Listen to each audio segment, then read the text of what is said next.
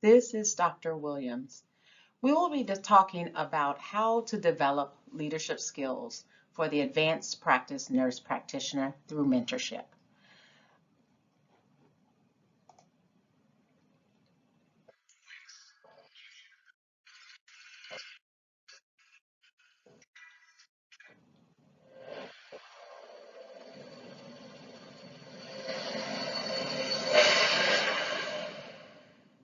It has been so amazing to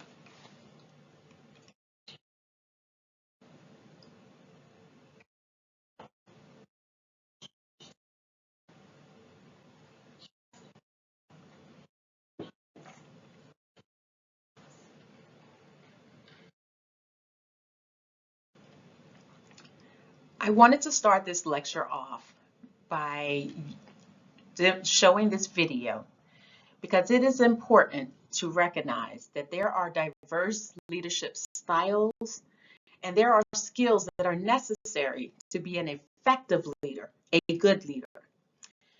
One of those styles, or one of the strategies I would like to speak on today, is about mentorship.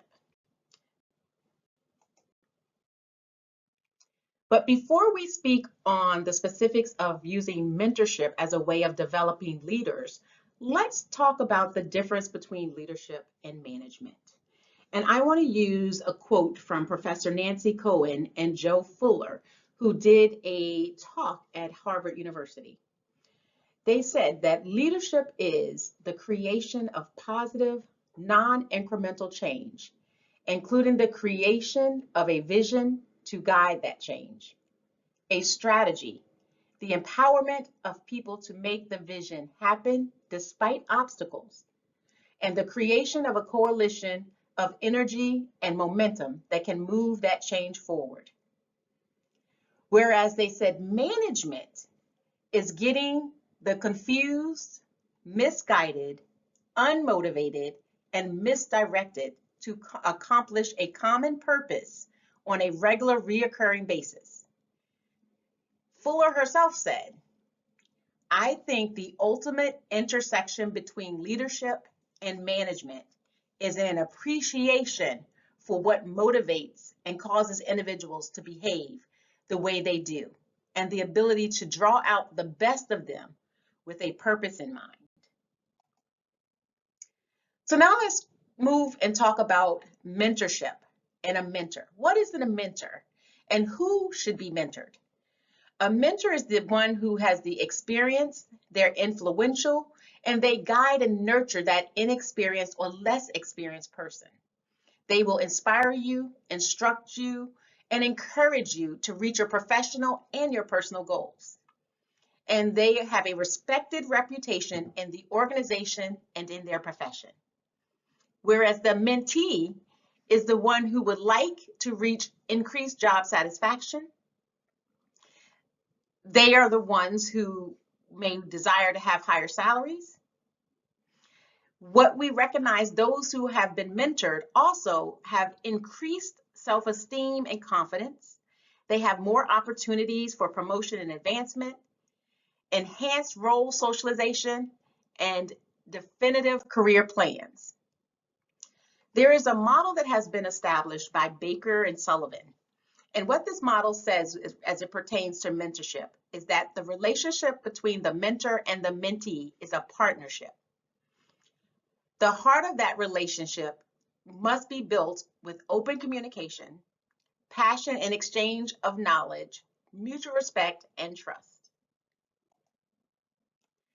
So let's talk about the stages of mentorship from the mentor to the mentee.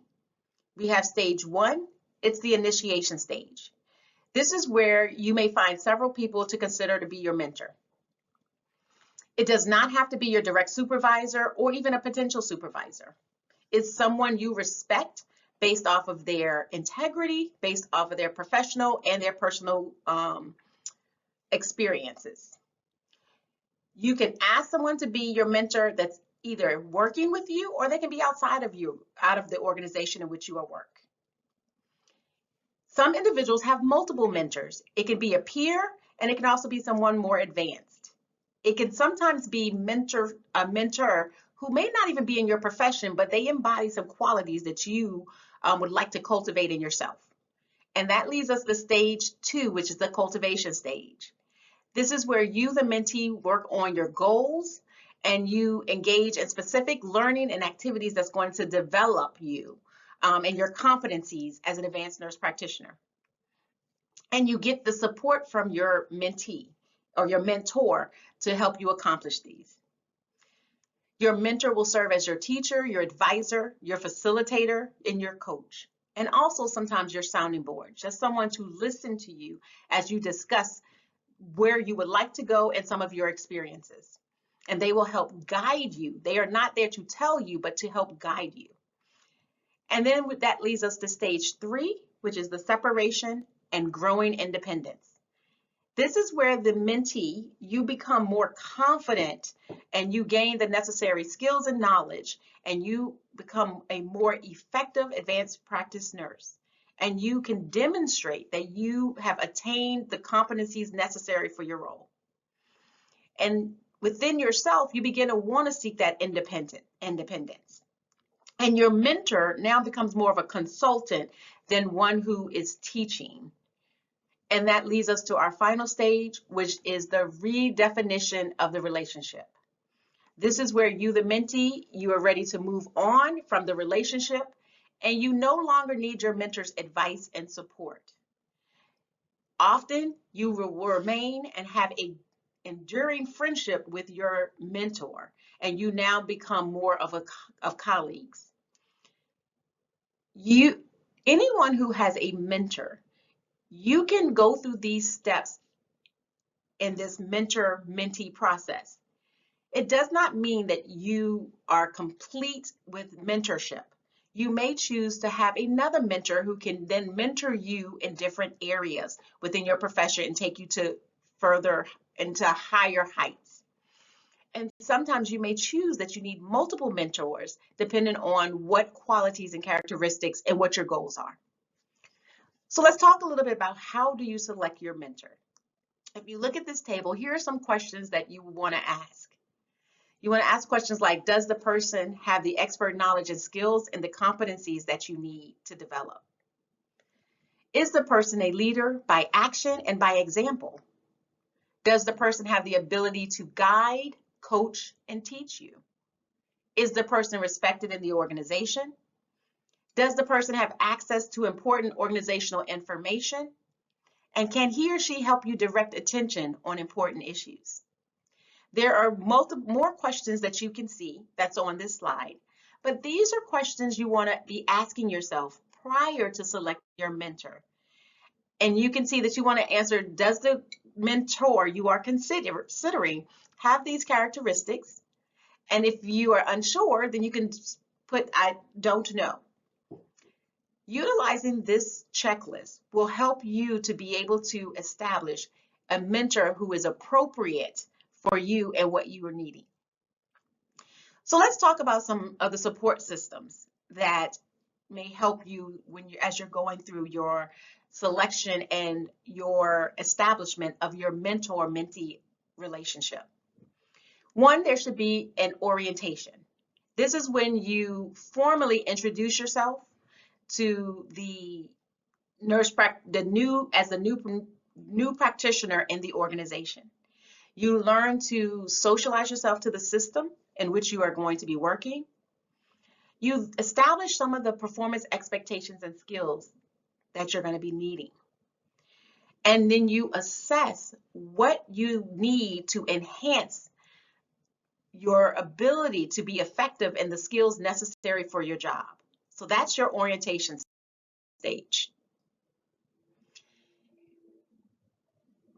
Joining any new organization and developing a mentor-mentee relationship requires support. That support can be established through programs and systems such as preceptorships. Preceptorships can be formal or informal. Formal preceptorships is where there are structured programs in whatever organization that you are working. And in that structured program, there are some objectives that are set that will help you to be able to evaluate when you are meeting the role that has been outlined for you in that organization.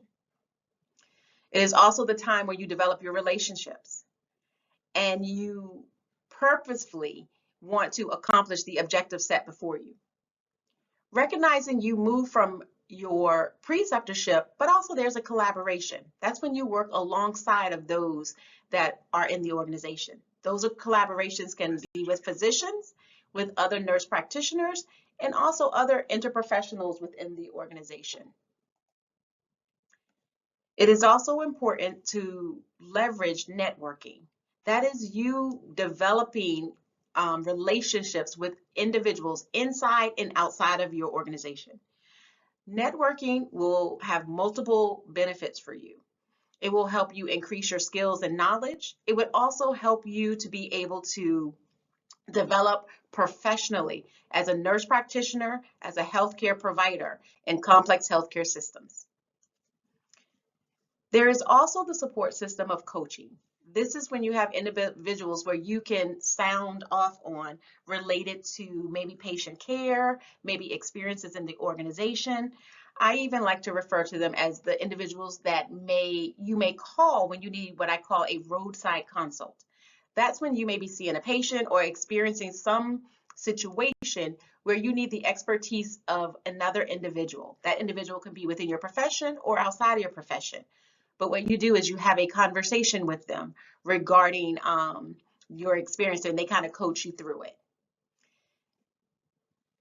One of the important steps when it comes down to mentor and mentoree relationships is once you have experienced having a mentor who has helped you in your professional development, it is important to pay that forward and then become a mentor to someone else, helping them to also develop in their professional endeavors.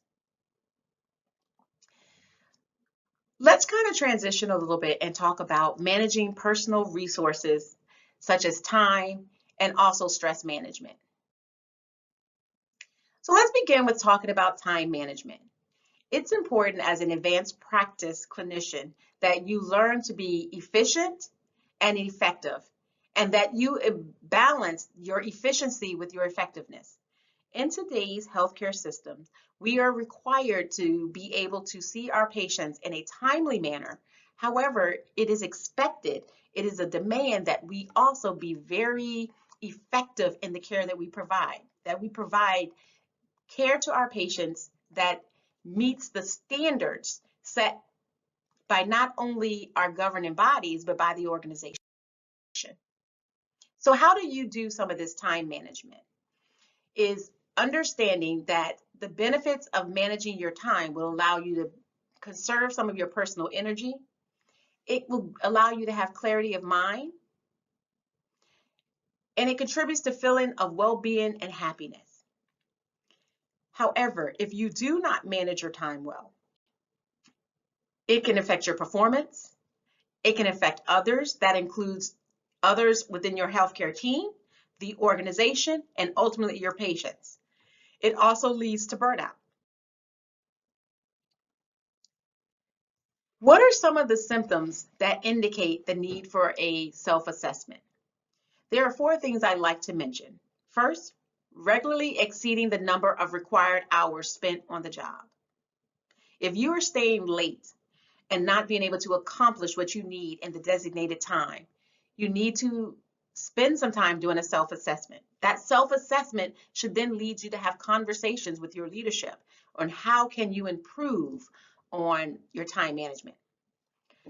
Regularly taking work home and working evenings and weekends requires self-assessment. Feeling resentful about the amount of time devoted to your job, or having no clarity of mind and the inability to focus.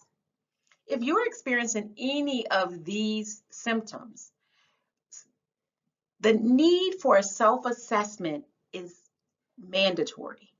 And then having conversations with either your mentor, your organization, your leadership, so that you can help try to establish some strategies that can help mitigate your inefficiency with time management and improve your outcomes, both personally and professionally. So what does a self-assessment look like? You can do things like keeping a time log for at least a week. You should keep one for both organizational and personal time. Recommendations have been that your first column should begin state the beginning and ending times for any activity. Your second column is the type of activity and the people who are involved. Your third column, the purpose of the activity. The fourth is what is the energy level that's needed. Fifth, interruptions during the activity. And 6, effectiveness of the time spent. So an example of this, think about when you see a patient. One, what time did you go in to see that patient? You can write that down on in a log, and then document what time did you finish with that patient.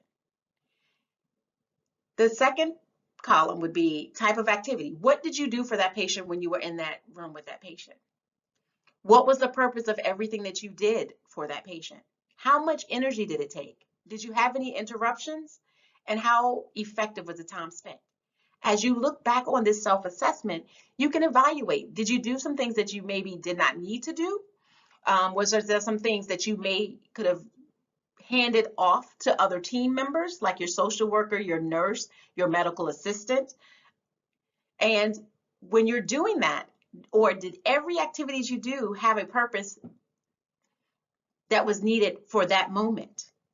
And if so, how can you improve on executing the activities that you did for that patient? So that's kind of how you can use this self-assessment when you're thinking about the patients you see day to day. In the beginning, as a new clinician, this would be a good strategy to be doing on a regular basis, is performing a self-assessment. Here you can see that there is some evidence-based tools out there that you can use regarding assessing your time and time management. You can read this, and then you can utilize this tool if you want to print it out as something to help you to do your self-assessments on yourself as you begin and transition into your new role, so that you can evaluate how good are you doing with your time management. And here's another log. So there's two different ways that you can document it. This is just giving you a variety of ways to look at it. Now let's talk about, those were daily logs. Let's talk about evaluating or doing analysis of how your week went. At the end of each week, as a new advanced practice nurse practitioner, you should perform an analysis of the entire week, looking for themes and areas of improvement. Think about, less time could be wasted. Was there anywhere that you wasted time? Were you conversating more than you needed to between patients? Were you having more conversations with your patient that prolonged your time, your interaction with your patients, and made you kind of run behind in your schedule? Were there activities could be more effective or efficient? Did you have a problem maybe if you had to do a procedure, not having the supplies that you needed? Maybe you didn't review the chart, recognizing the patient was coming in for a procedure, things like that. And was there anything that you could delegate to others, as I've mentioned before? Excuse me. The advanced practice nurse can also ask these questions. What percentage of time is spent in work, family, home, social, spiritual, and physical activities? And is there a balance? If it is, or if there is not, then delving deeply into how can you have a more balanced lifestyle. The next question, were there any tasks that had been put off and then became urgent in a crisis that needed to be completed?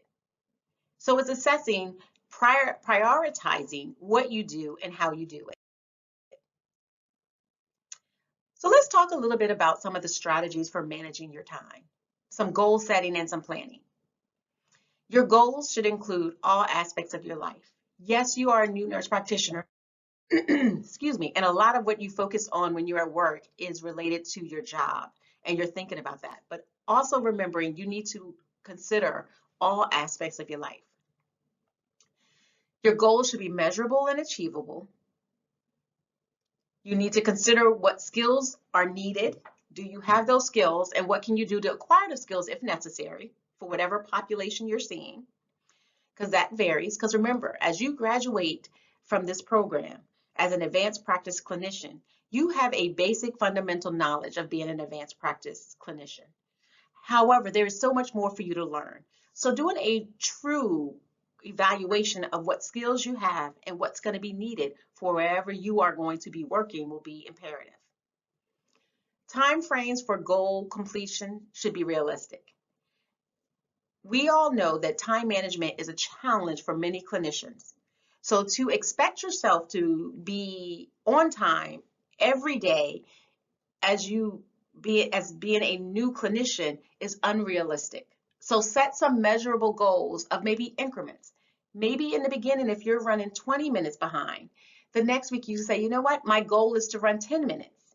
And then each couple of weeks, try to improve on that. But you got to know where you start so that you know what is going to be a realistic, measurable goal for you. And make sure that you constantly go back and reassess those goals and the timelines that you've given yourself.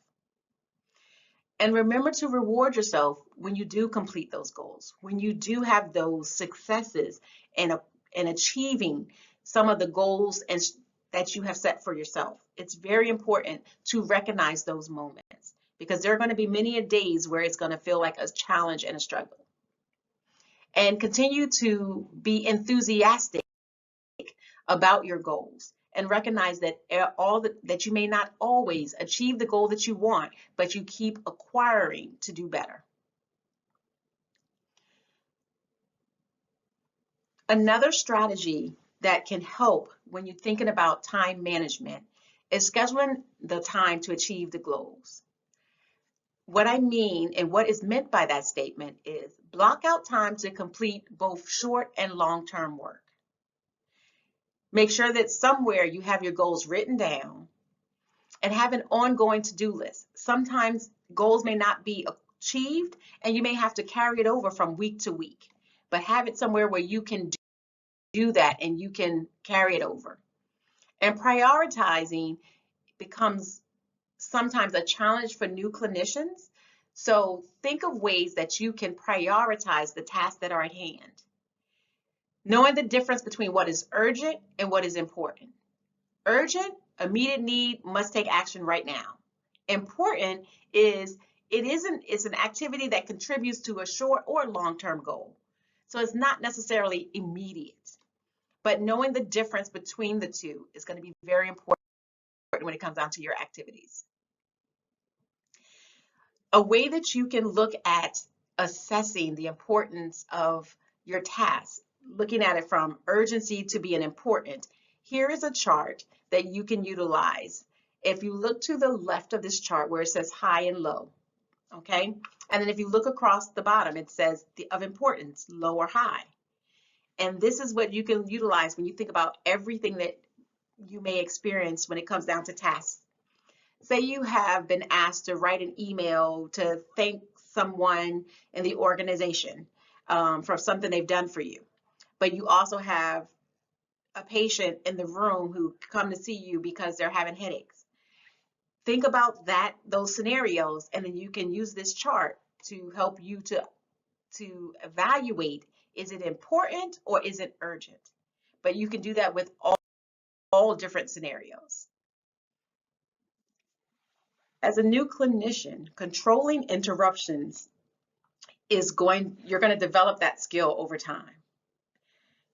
You will start to identify patterns of those interruptions. How long does it take you to deal with those? And whether the people who are interrupting you, are there certain ones that do it more than others?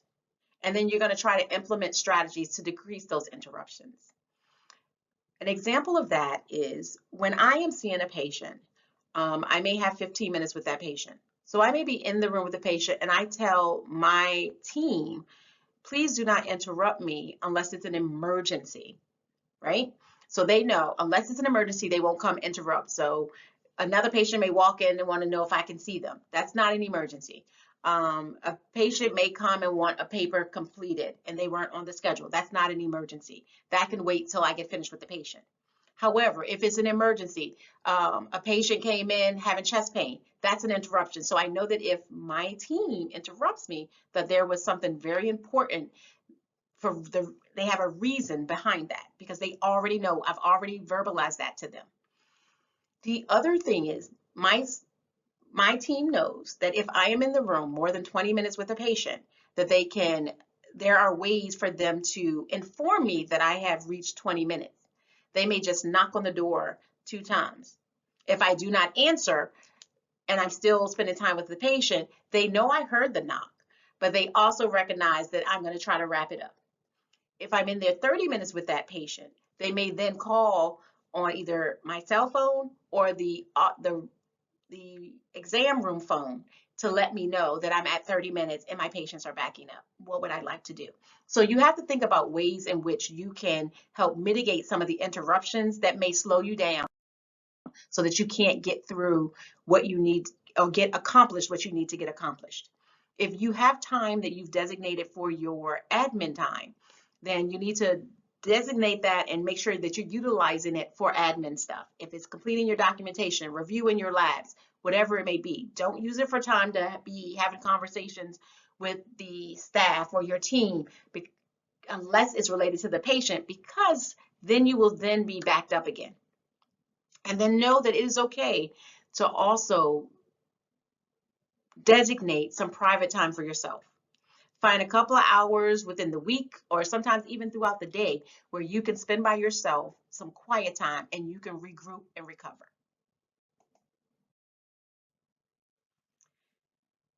If it's possible, avoid multitasking, doing too many things simultaneously, especially if you're seeing patients as a new clinician.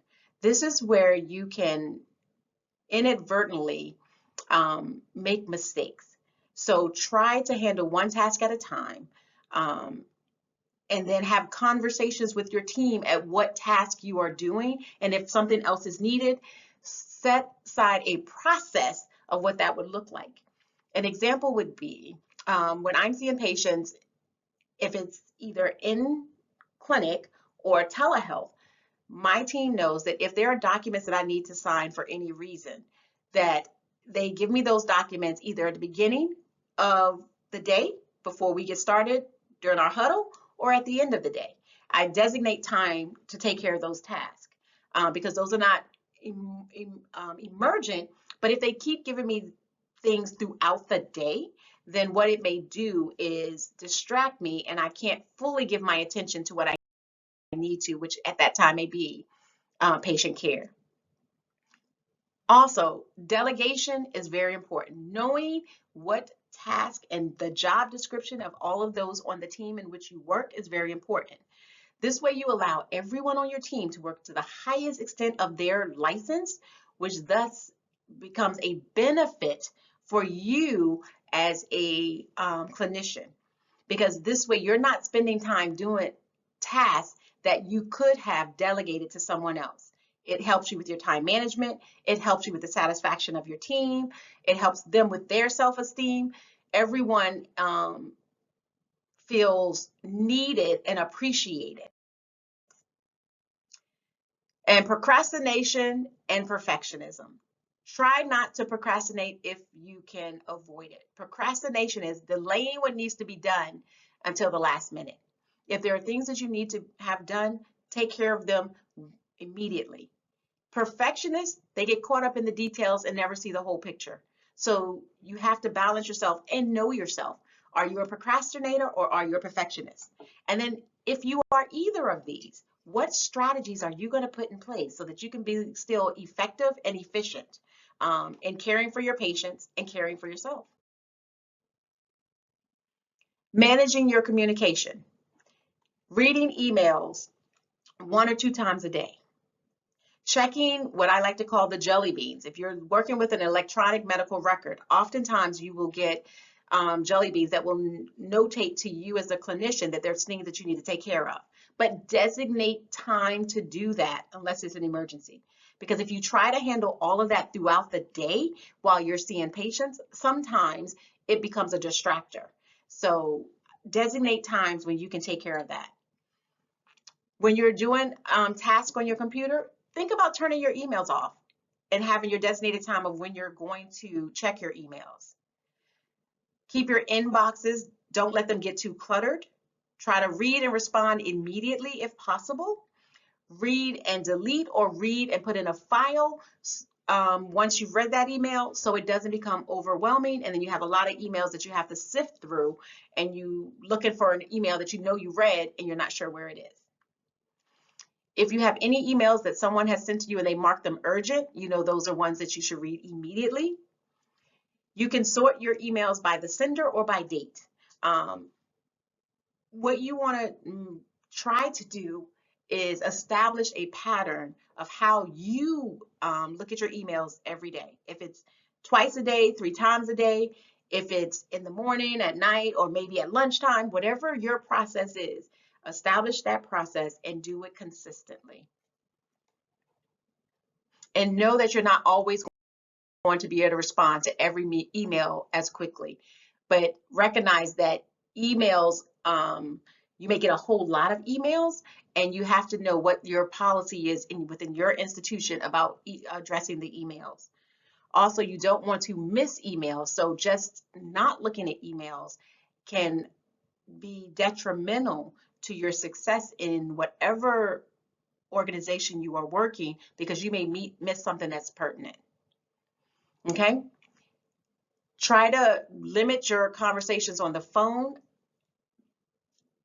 If it's a personal phone call, limit it. Only take them at designated times.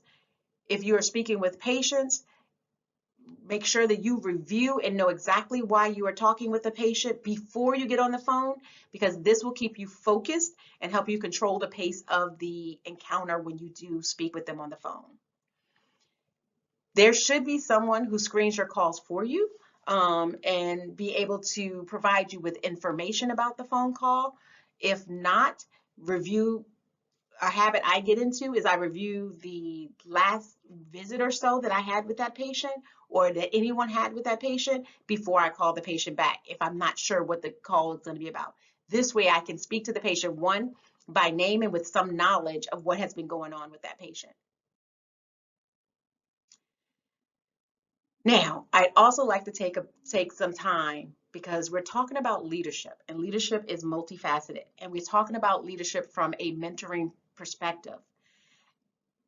Something that's important as a advanced practice clinician and a new advanced practice clinician is purposefully attempting to manage your stress. Occupational stress becomes a concern for, especially in healthcare, for everyone, but even more so for new clinicians, because it's your job where you're new to the environment, you're new to the organization, you're new to not having maybe as much support as you historically have had as a student. So stress is inevitable, because you can have good stress that still is inevitable. So you need to think about ways to manage that stress cognitively. So think about how you can avoid unnecessary stress. How do you adapt to stress? And how do you accept stress? Do you not accept stress? And what do you think about stress? For some people, they don't deal with stress well. So you need to spend time thinking about how are you going to set your environment up, because you can't get rid of stress totally, but you can put strategies in place to help mitigate the impact it has on you. And so when situations arise that may stress you, you've already thought about how you're going to address that. Here you'll see this tool about how to assess your level of occupational stress. You can go through that and at your leisure, and then kind of rate yourself. So here are some of the techniques that you can use with reducing stress. Learn and enhance your problem-solving skills, effective communication with everyone, your organization, your patients, your team, your family, everyone. Trying to ensure that you have the right information for the right patient at the right time about the right situation, right? And clarifying, because information may come to you, it may not be fully the correct information, but making sure you clarify the information that you've been given. And then time management, prioritizing, and planning. Some of the things that you can do to avoid: use an assertive communication style. Say no at times, and sometimes you may have to say no and just walk away. Try to avoid people, situations, and hot button topics that increase your stress. So knowing yourself, self-actualization, self-awareness is very important to mitigating stress levels. Adapting and accepting the techniques that are necessary. So when you think about adapting techniques, a call for the person to adapt to change. We recognize that change is inevitable. And when you're in healthcare, change happens pretty frequently and often. So if you're someone who does not do well with change, sitting down and considering how are you going to deal with change that may occur professionally and personally as you step into this new role of advanced practice. And some of the acceptance techniques that you can utilize. Sometimes you just got to recognize that you can't control everything. How is the situation that you're in? If it's a busy clinical day, if it's stress between you and your team, or stress at home because of the late hours and the work that you're experiencing, how can this help you grow and develop? What can you do to make the situation a positive? What things are you learning from it? What are you building both professionally and personally from the situations? And talking with others, your mentors, other new advanced practice clinicians who are working, so you recognize that you're not by yourself, but also talking to individuals who can be objective in the situation. And individuals you can hear diverse viewpoints from as you're communicating with them. And even conversing with individuals who say they're going to allow you just to vent, they recognize they're not supposed to give you an answer, they're just going to let you vent. So let's talk about some of the techniques, the biochemical responses of stress. You can, you want to get the muscle relaxation because your muscles will tighten, right? You want to consider what's going to happen in the long run. Adjust your expectations. Use some guided imagery, relaxation, biofeedback. I often see new advanced practitioners underestimate the importance of doing things like guided imagery, adjusting their expectations because they want to come out and they want to do it all. But it's very important that you purposefully do things that will help you relax. And some examples that you can do is, one, if you have music that you like, maybe in between patients or on your lunch break, put your AirPods in, put your earbuds in, listen to some music that relaxes you. If you are a reader, maybe have an audiobook on that relaxes you. If you are someone who likes to meditate, there are apps that will allow you to do like a 5-minute meditation. Maybe taking a walk if you work in an area where you can take walks. At the end of the day, maybe once you go home, you're gonna do a 30-minute walk. Maybe your car ride to and from work, you utilize that to do maybe listening to some music that is inspiring to you, a book that's inspiring to you, or if you're one that you just want information, doing things like that, some deep breathing, all of those things will help you. Other things is things such as reflective practice and resiliency. Journaling is an important aspect, I believe, for not only new clinicians, but all clinicians, where you actually journal about your experience. And that's not just recounting your day, but it's what did you feel during that day? Why did you feel that way?